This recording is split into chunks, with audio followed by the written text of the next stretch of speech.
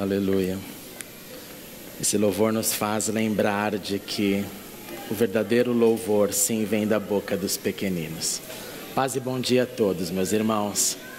Bom estar aqui de volta, com gratidão pelo tempo que Deus me permitiu viver uma vez mais lá em Israel. Eu quero agradecer a todos que mandaram mensagens de amor, preocupadas. Algumas chegaram bem depois, porque eu tive um problema mudando o número do meu telefone. Então, confesso para vocês que muitas das mensagens eu li só quando o avião aterrissou aqui. Mas foi muito gostoso perceber o amor e o carinho nesse momento que estivemos lá em Israel. Também gratidão àqueles que se preocuparam com a minha família em oração e carinho durante a minha ausência. Foi um tempo maravilhoso. Ir para Israel é sempre um choque na alma, no coração, de ver tudo aquilo que a Bíblia nos conta. É uma grande inspiração e eu sou muito grato a Deus por me permitir continuar com essa tarefa de lá na Terra Santa inspirar pessoas, ensinar pessoas e todos refletirmos juntos. A próxima aventura vai acontecer no mês de julho, quando nós estaremos na Turquia e Grécia, na rota do cristianismo primitivo, visitando as igrejas de Paulo, visitando a ilha de Pátimos, onde João escreveu seu Apocalipse, e assim continuando a nossa busca por mais entendimento para errarmos menos. Então, com gratidão, aqui estou, a Deus e a igreja, e feliz em estar de volta também. Eu convido você a abrir a sua Bíblia no Evangelho de João. Vamos nos colocar em pé, capítulo 20, verso 19.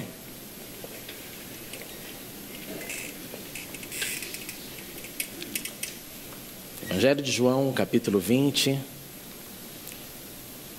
verso 19, diz assim: Ao cair da tarde daquele primeiro dia da semana, estando os discípulos reunidos a portas trancadas por medo dos judeus, Jesus entrou, pôs-se no meio deles e disse: Paz seja com vocês.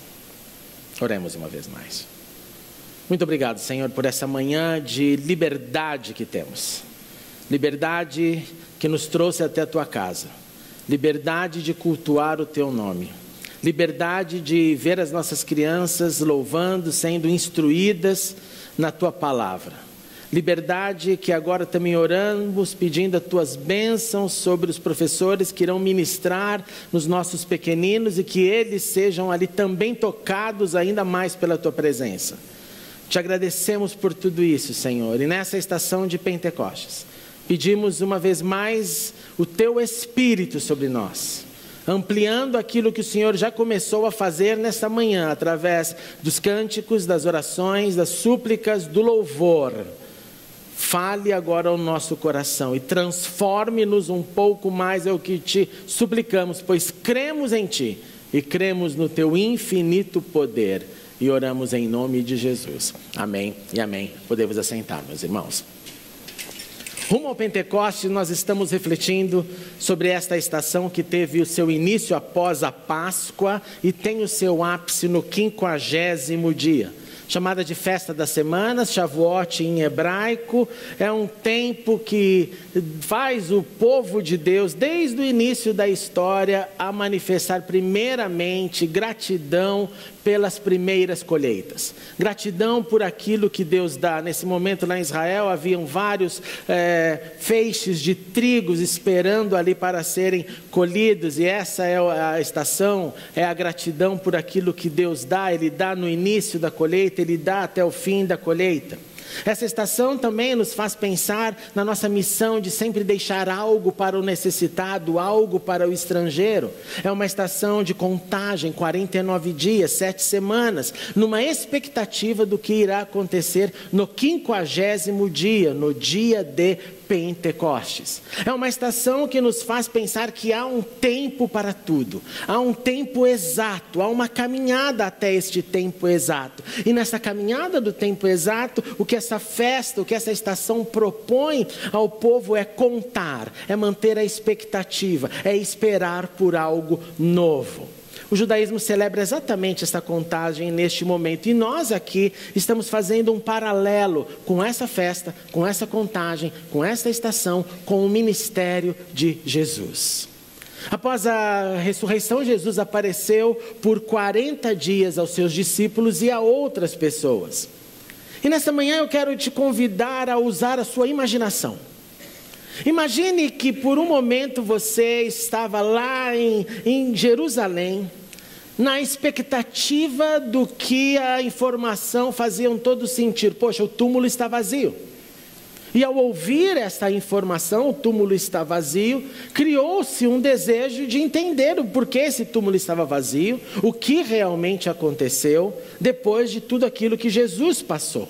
Se imagine então nesse contexto, você em Jerusalém e as notícias de que Jesus, que o corpo dele não estava mais no túmulo. De repente, a narrativa de João nos informa que os discípulos estavam em um cômodo com portas fechadas. Eles estavam com medo. Eles tinham medo dos judeus que eram hostis a Jesus. Mas não se equivoque, sempre lembre que quando João menciona judeus, você tem que definir qual grupo ele está mencionando. Se ele está falando dos judeus que eram hostis a Jesus, se ele está mencionando os judeus que creram e receberam a Jesus. Jesus, então, naquele contexto de medo, naquela sala cheia de gente, com medo de gente, e naquela sala que tinha medo também da consciência pesada. Eu não sei qual é o medo mais difícil de enfrentar, se é o medo do humano, do outro, ou se é o medo de nós mesmos. Se é o medo daquilo que eu tenho e que pesa no meu coração. E ali naquele dia tinham esses dois medos. Medo do que os outros podiam fazer com os seguidores de Jesus. E medo da sua consciência pesada, porque todos eles haviam abandonado o Mestre e Senhor. Então ouvir que o túmulo estava vazio, apesar da alegria, trazia também uma contradição a essa alegria, que era: o que será que Jesus irá falar para a gente? O que será que Jesus vem para dizer, uma vez que nós falhamos? Uma vez que nós não mantivemos a nossa fé, a nossa certeza, esperamos ali, sofremos com o Mestre? Não, já havia ocorrido traição, negação, fuga, tudo era parte do material. E aí entra Jesus, de maneira sobrenatural, de maneira pacificadora, e diz aquilo que certamente ninguém imaginou que ele diria. Jesus disse: Shalom Aleichem. Paz seja com vocês. Primeiro ponto para você pensar é que Deus sabe que nós somos pó. Primeiro momento que nós precisamos entender na vida, diante das nossas falhas e diante de Deus, é que Deus sabe que nós falamos mais do que fazemos, e Deus sabe que nós fazemos bem menos do que falamos. Ele vem ao nosso encontro hoje da mesma forma que Jesus é descrito nesse reencontro. Ele vem até nós não com acusação, porque nós já somos acusados pelos nossos erros. Como eu disse, os discípulos estavam com a mente pesada, com a consciência pesada diante dos seus erros. Mas Jesus vem com a paz. Jesus vem com a paz a fim de, guarde isso, fortalecer o coração aflito, fortalecer o coração culpado e pesado. Ele vem trazendo força para que os seus seguidores, fortalecidos nele, conseguissem executar as mudanças necessárias. Portanto, essa paz não significa mantenha a paz diante do erro. Não. Essa paz não era continue o seu erro porque eu te perdoo. Não. Essa paz era força, era encorajamento para que, livres do poder da culpa, das dores, do incerto, dos erros, das fraquezas, os discípulos pudessem uma vez mais dizer: Senhor, estamos aqui, diante de Ti, perdoados, redimidos, prontos para encarar as nossas falhas, porque senão poderemos cometê-las de novo. E num cenário de perseguição daquele momento do nascimento da igreja, seria muito fácil, não só Pedro, mas todos os outros, uma vez mais, negar Jesus. Não seria difícil, quando você tem a sua cabeça colocado ali no jogo da vida, é viver ou morrer pelo que você acredita, uma vez mais os discípulos disserem, não, nós não acreditamos, nós seguimos, mas agora não cremos, nós não temos mais nada a ver com isso, e não foi isso que eles fizeram. Então Jesus vem com uma proclamação de paz, e essa paz era o agente do fortalecimento para aqueles discípulos naquele momento. Mas isso não é novo. Isso não é novo. No período dos juízes, nós temos uma história linda de aquele momento caótico, quando os israelitas faziam cada um o que queria. Cada um executava e regia a sua vida conforme achava que devia. E há um episódio na história dos juízes que eles estavam por muitos anos fazendo o que o Senhor reprova. E o livro de Juízes nos conta que por 7 anos, não um dia, Deus entregou os israelitas nas mãos dos seus inimigos. Por que Deus fez isso? Porque diante dos inimigos, diante da aflição, o povo tem sempre mais chance de olhar para a vida, para a realidade, para assumir os seus erros e clamar por socorro. Você nunca vai ver alguém clamando por socorro quando ele se sente por cima da carne seca, como diríamos. Você nunca vai ver ninguém pedindo socorro quando está tudo bem na sua vida. Pessoas pedem socorro no dia mau. E os israelitas então estavam vivendo esse dia mau, eles estavam escondidos nas montanhas, eles abandonaram as suas casas, eles foram para as suas fortalezas, para as suas cavernas. E aí, além disso, além de estarem fugindo, eles tinham que plantar para colher. E os inimigos de Israel, os midianitas, os amalequitas, invadiam as plantações de Israel e destruíam tudo. Eles não deixavam nada vivo, não deixavam a horta viver, não deixavam o gado viver, não deixavam nem os jumentos que serviam para transporte viverem naquele momento. Então, num período de 7 anos, onde você tem alguém devastando a sua propriedade, devastando a sua plantação, devastando toda a sua fonte de prosperidade, a conclusão é fácil de se encontrar. A Bíblia nos diz que Israel empobreceu. E por causa do seu autoempobrecimento, eles começaram a clamar por socorro. E eles clamavam a Deus, e Deus então envia a resposta. Deus envia um profeta e começa a dizer para esse povo em alto sofrimento, dizendo: olha, eu tirei vocês do Egito, eu tirei vocês da escravidão, eu livrei vocês de todo o poder dos opressores. Eu sou o Senhor que disse para vocês que adorem somente a mim, mas vocês não me deram ouvidos. Conhece essa história? É a nossa. Então, o anjo do Senhor, depois de ter dito, ter mostrado isso, ele vai atrás daquele que Deus chamou para aquele momento, e o seu nome era Gideão. A situação era tão difícil, meus irmãos, que o texto refere-se a Gideão como um homem que estava malhando um trigo num tanque de pisar as uvas. Por que alguém vai cuidar do trigo numa prensa de uvas para fazer o vinho? Porque era o único local escondido que ele tinha para fazer isso, devido a todo o ataque. Então Deus vai até Gideão e disse: olha, o Senhor está com você, você é um poderoso guerreiro. E Gideão responde: não, Senhor, eu não estou entendendo nada. Olha, se o Senhor está conosco, não deveriam essas coisas ruins acontecerem. Todas as vezes que nós enfrentamos aquilo que nós não entendemos, nós percebemos que é difícil entender os métodos de Deus. Mas eu pergunto, será que é realmente difícil entender os métodos de Deus? E a resposta é sim, principalmente quando esquecemos da sua palavra. Porque quando esquecemos da sua palavra, não temos referencial para tentar entender o momento. Seja ele de aflição, seja ele de alegria, seja ele de dor, seja ele de profundas cócegas da vida. Então Gideão continua nessa conversa, dizendo: Senhor, cadê as suas maravilhas?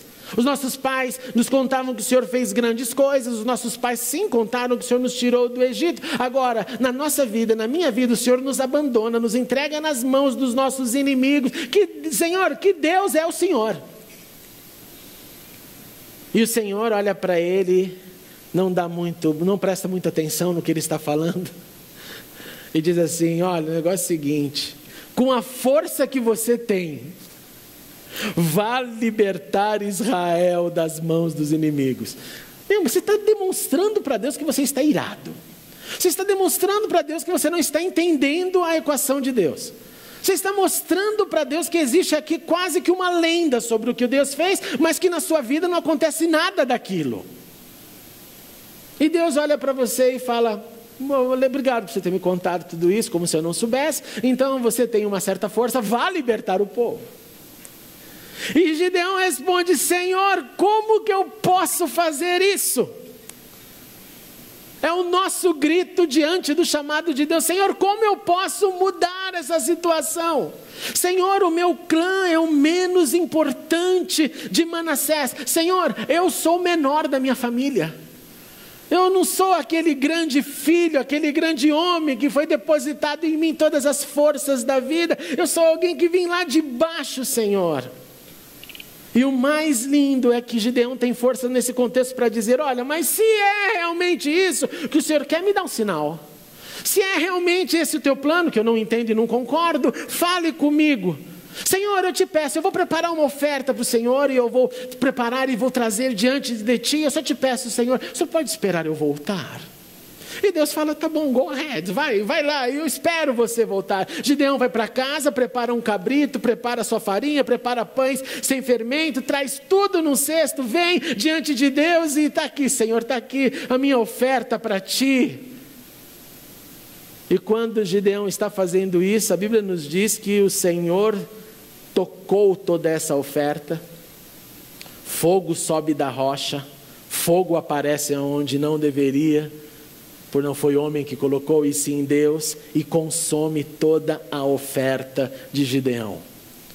E nesse momento, quando talvez ele precisasse de todas as explicações, a Bíblia diz que o emissário do Senhor, o anjo do Senhor, o mensageiro do Senhor desaparece e piora ainda mais a situação de Gideão. Por quê?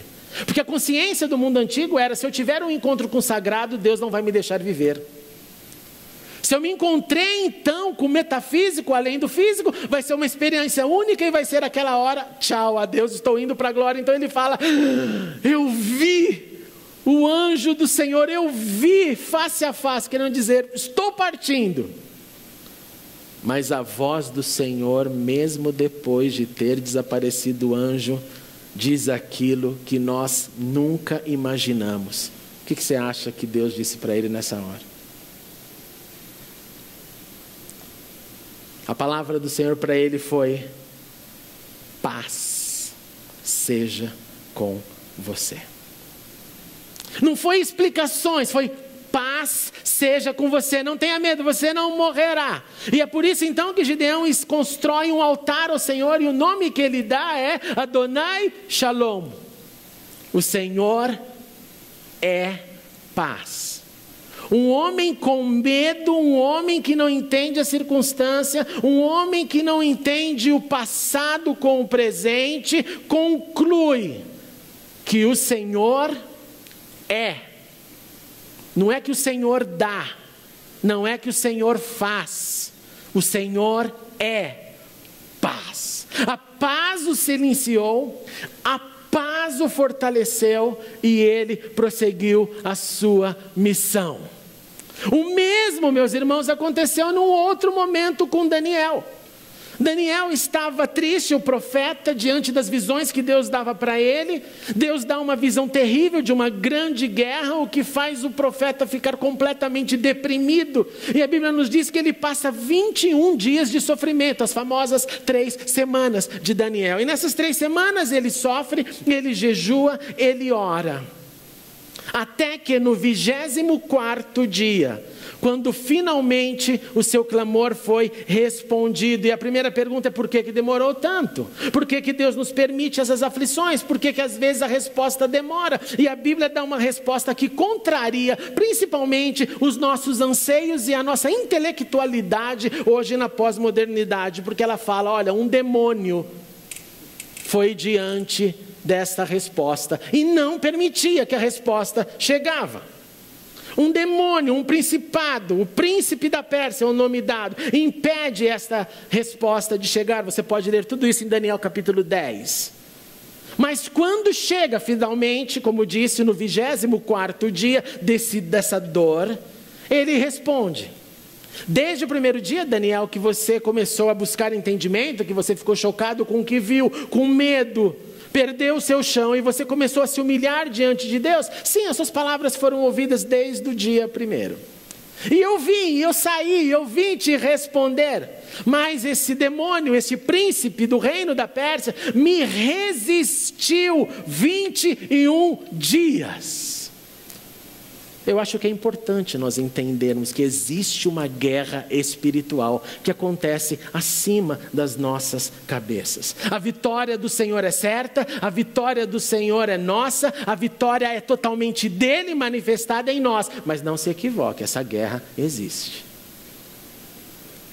E ele disse, olha, o príncipe me resistiu. Então Miguel, um dos príncipes supremos, veio em minha ajuda, pois eu fui impedido de prosseguir. Ele dá até o nome do reforço que os céus mandou para ajudá-lo nesse momento. Daniel estava exausto, Daniel estava angustiado por causa da visão, ele estava fraco por causa do jejum, ele estava com a certeza da sua impotência diante do problema que estava na sua cabeça. Você tem ideia qual foi a resposta de Deus para Daniel? Deus respondeu assim, não tenha medo. Você é muito amado. E aí vem mais uma vez. Que a paz seja com você. Que a paz seja com você, seja forte. Diante dessas palavras, Daniel sentiu-se fortalecido e ele disse, fala então, meu Senhor, porque o Senhor me deu forças. Meus irmãos e irmãs, diante dos seus dramas, diante das suas dificuldades, diante dos seus erros, diante do incerto, receba a paz do Senhor. Coloque-se em pé, em paz, tendo recebido a paz, e encare as mudanças. Não se equivoque, eu repito, sentir a paz de Deus não significa não enfrentar os problemas. Receber a paz de Deus significa enfrentar os problemas com paz. A paz que somente o príncipe da paz pode dar para nós. E com essa paz dele eu posso encarar os dramas, pacificado pelo seu poder, enfrentar todas as lutas. De volta a Jesus, então, quando ele diz isso, paz seja com vocês, ele está ecoando, ele está dando continuidade ao discurso de que o Senhor é a paz. E de que a paz é a força, o fortalecimento que precisamos. E se você ainda se pergunta, por que isso? Eu te respondo. É mais fácil enfrentar um drama com paz mental ou com inferno mental? É mais fácil enfrentar uma dificuldade pacificado com uma solitude, com uma serenidade que me mantém sim nos pés do Senhor, do que com as explosões da alma que vão gerando abismos e abismos e abismos, e nós vamos botando mais palha na fogueira porque estamos estressados, nervosos, frustrados, e aí o fogo vai aumentando. A paz do Senhor é o caminho. Jesus tendo dito isso, Jesus mostra as suas mãos, Jesus mostra o seu lado, os discípulos então se alegraram, e Jesus não se contém.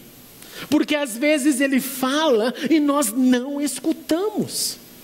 E ele repete uma vez mais nesta narrativa: paz seja com vocês. Recebam a paz, abram mão da guerra interior, abram mão da força que você tem, mas que te segura na permanência das aflições, ao invés de desfrutar da paz que excede o entendimento humano. Jesus repetiu 2 vezes aos seus discípulos, pois esses tiveram dificuldade de receber a paz naquele momento.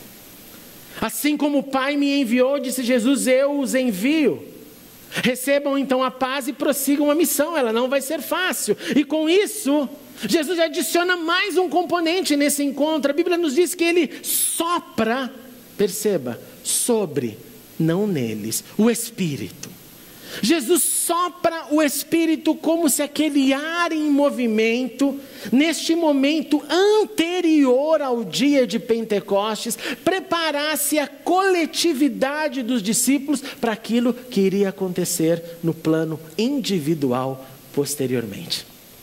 Jesus sopra o Espírito, nesse Espírito eles são unidos, eles não estão ali cheios, eles estão debaixo de uma outra nuvem, que no passado deu a direção no deserto, e que agora os colocava na direção de receber o ar em movimento, o Espírito dentro deles, mas não seria naquele dia. E aí Jesus então termina a história dizendo: se perdoarem os pecados de alguém, estarão perdoados. Se não os perdoarem, não estarão perdoados. Há um grande equívoco de interpretação nesse texto. Esse texto não fala que você é quem perdoa os pecados e que nem a igreja é quem perdoa o pecado de ninguém. Esse texto está dizendo que, primeiro, somente Deus pode perdoar os pecados. Portanto, o sentido disso é que, diante da proclamação da missão dos discípulos de proclamar boas notícias, pecados seriam perdoados.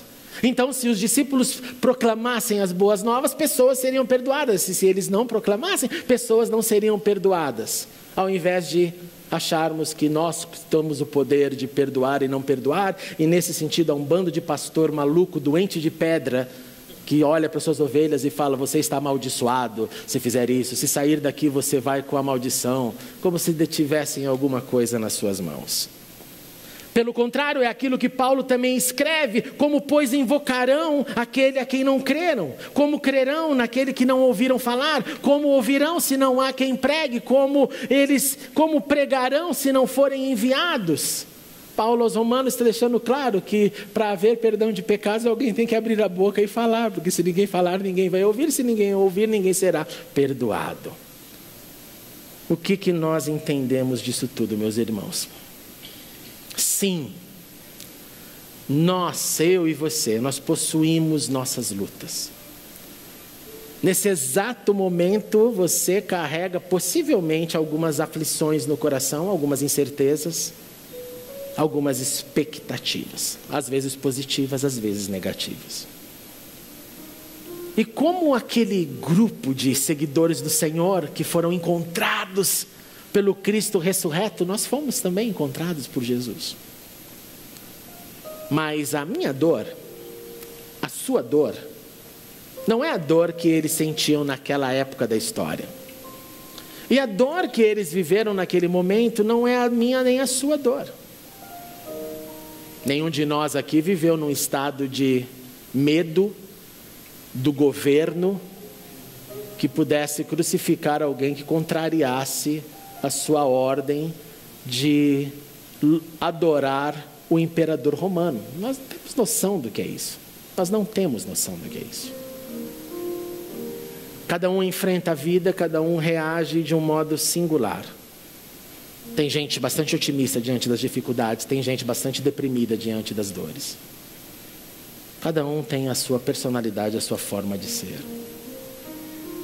Mas graças a Deus por Jesus, que mesmo entendendo as nossas diferenças, a nossa pluralidade, Ele olha para nós também nessa manhã e diz: paz seja convosco. Mas presta atenção, Ele não falou a paz que você entende como paz. Ele não disse essa paz que você imagina. Naquele momento o Império Romano propunha a Pax Romana. O que era a paz romana? Era: eu controlo o nível das rebeliões, das incertezas, eu imponho a minha justiça no meu sistema ditatorial. E teve um rabino que fez uma distinção entre a Pax Romana e a paz do Senhor. E ele disse que a paz romana é aquela representada por alguém que pode ditar a paz. Em outras palavras, um ser humano pode ditar a paz. Um ser humano pode ditar a paz. o que significa que o outro pode engolir ou não. Mas que a shalom é um acordo mútuo. Não é porque um falou e o outro obedeceu, como dizemos, quem tem juízo obedece, né? Como um funcionário diante do seu chefe. Shalom é acordo. Não é paz fria de fronteira que tem problemas, mas tem interesses políticos. Shalom é acordo mútuo. Paz pode ser um pacto temporário. Estou vivendo um momento de paz. Já respondeu assim para alguém? Como é que você está? Está tudo em paz, estou até com medo de que aconteça alguma coisa. Isso é paz. Ela é momentânea. Ela depende das circunstâncias. Ela, portanto, é circunstancial. Isso é paz. Mas shalom é um acordo permanente, mesmo diante das guerras, que me faz o coração ser cheio. Um pode fazer um acordo de paz. Alguém pode ditar um acordo de paz. Vamos parar de brigar. Isso acontece muito em casamento. Não falamos mais sobre isso, então temos paz. E o problema está lá. Empurramos para debaixo do tapete, então temos paz. Olha, para eu ter paz com ele ou com ela, eu só não posso tocar naquele assunto. Não toco mais naquele assunto, portanto tenho paz.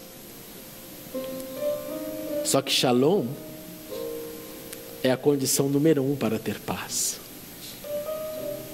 E não a paz para ter um acordo que não toca nos problemas. Shalom significa completude. É completo, não temporário, não depende da circunstância. Shalom não é flexível, é sólido, é solidez, é fundamento, é fundação. Shalom é bem-estar. Quando eu penso no bem-estar, eu penso no sofrimento de alguém que vai para uma academia ou para a corrida das ruas. Naquele momento não tem bem-estar, né? Você está lá, que droga, eu não quero, mas tenho. Não tenho, que não quero me exercitar, mas tenho. Esse é o shalom.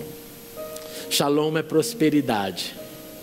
Shalom é paz em qualquer momento da vida. Por isso que Jesus disse: paz, shalom, seja com vocês, mesmo diante da incerteza. Receba a paz dele nesta manhã. Viva sempre a paz dele de maneira perene. Seja fortalecidos pela sua paz e com força, coragem e fé. Nós poderemos vencer todas as lutas da vida. Paz seja conosco. Vamos ficar em pé.